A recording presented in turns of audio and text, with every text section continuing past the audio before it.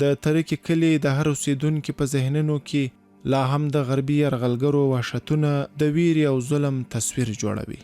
خلکو به د دوی له ویرې خپل کورونه نشوی روښانه کولی، ځکه د روښنایي څرک په لیدو یې ورته کورونه بمبارېدل. ورور مې قرار بغه په کور کې و، موږ د دهقانۍ کار کوو، د کشاورزۍ کارم دی.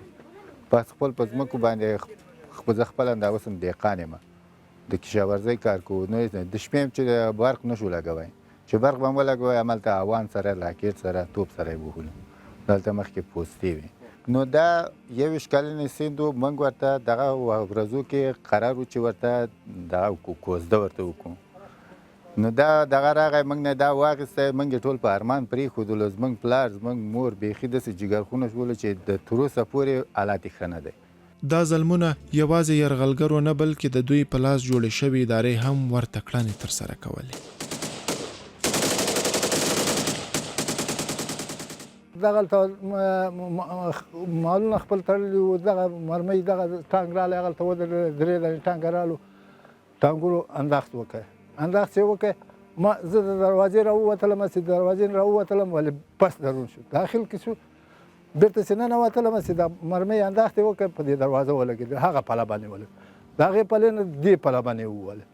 بس دلته خره مې ویستله، غوا مې ویستله. بس د ټانکونه رالو، دغلته ودرېدلو، ټانکونه 8 دانې ټانک رالو، په دغه د مدرسې په ځای کې ودرېدلو، بیا نو رالو په دې کوڅه کې ودرېدلو، پناه بمبار یې وکړ، هغه قلا یې وویستله.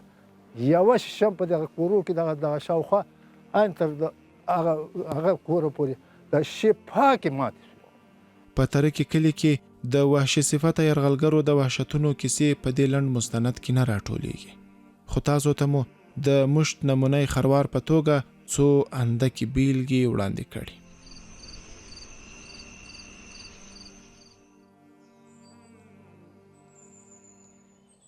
له ترکي کلي څخه وروسته اوس د چمتال ولسوالۍ د نوښار علیزو کلي ته روان یو. دلته هم ډیری کورونه د ویر او غم په ټغر ناست دي او ډیر تنکي معصوم ماشومانو لاسونه لوله پکړي او له تړمو اوښکو ډکې سترګې یې خپلو شهید شویو پلرونو ته د دعا لپاره اسمان ته نیولې دي. زموږ پلار چې وای هغه خو اوس لاړی، د امریکایان په بمبار کې شهید سو، چې زموږ پلار وای نو زموږ سرپرستي به یې کولی او زموږ سره به اوس دلته وای چې زما پلار ژوندی وای خو راتلی به په د اختر شی به یې راته اخیستلی، موږ به خپل د پلار په بغل کې به وای، نو ډېر ښه خوند به یې کوه. دغه ماشومان د پلارونو په یاد بیا ویرجن کیږي، ځکه اشغال ورڅخه د ژوند ټولې هیلې او خوښۍ لوټلي.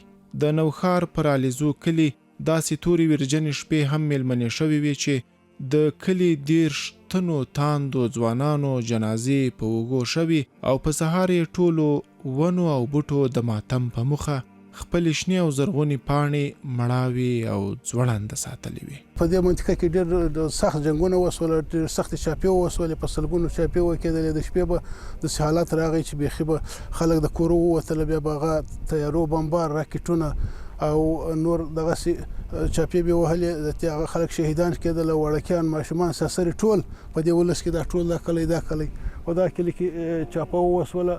په یوه شپه باندې 22 کسان په دې ولس کې شهیدان سوله او 8 نفره زخمیان سوله. دلته 5 مټه سکیله ولاړ و، 5 مټه سکیله راسه وسېدله، نو دا کوټې په مرمۍ باندې ولګېدلې او دا هم په مرمۍ وویشتله. دا دلته پخته پرته وه، یو کټ پروت و، دا ګرده ورسره وسېدله، دلته یې کورونه راسه وسېدل.